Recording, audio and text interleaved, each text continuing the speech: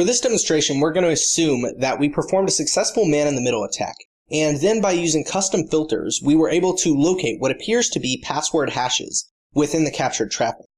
Prior to attempting to crack a password hash, we want to determine two things. First, we want to determine the type of hash that we're working with, and then we want to make sure that the work hasn't already been done for us by referencing public hash repositories. The two tools that we're going to discuss to do this are Hash Identifier and Find My Hash. So the first tool that we'll discuss is Hash Identifier, which will use various signatures in order to attempt to classify a provided hash. In order to access this tool, use Hash Identifier command from any directory.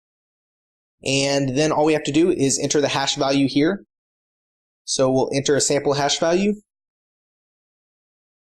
And then it returns possible hash types and prioritizes them by best guess.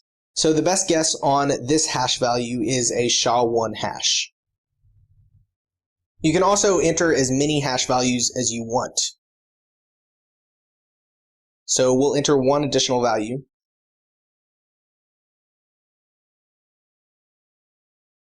And in this case, this one was identified as an MD5 hash.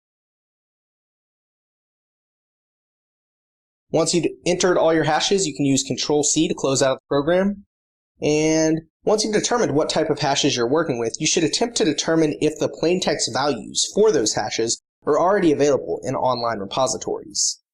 To do this, we'll use Find My Hash. So you can enter that command from any directory, and it'll show you the different uses and syntax of this tool. As you can see, all you have to do is execute the script with the algorithm that is used for that particular hash, and then any options that you want to include in the script. If you scroll down, you can see the different options include using -H for a single hash, -F to crack a file with multiple hashes, or if you can't locate the hash, then you can use -G to Google the hash value. So now we'll go ahead and run Find My Hash against our hash value. So we'll use Find My Hash and then SHA-1, as was previously indicated by Hash Identifier, then -H and the hash value.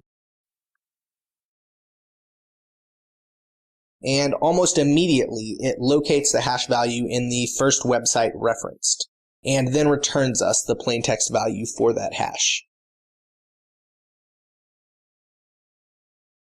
We'll run the script once again against our second hash, so Find My Hash and then MD5, then -H and that hash value.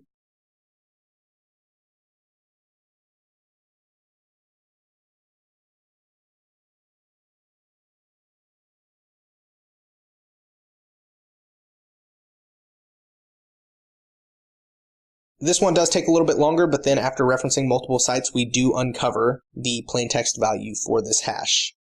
So that is how to use Hash Identifier and Find My Hash to both identify what type of hash you're working with, and then determine if the plaintext value is anywhere available on online repositories. Assuming this isn't successful, we would then move on to password cracking.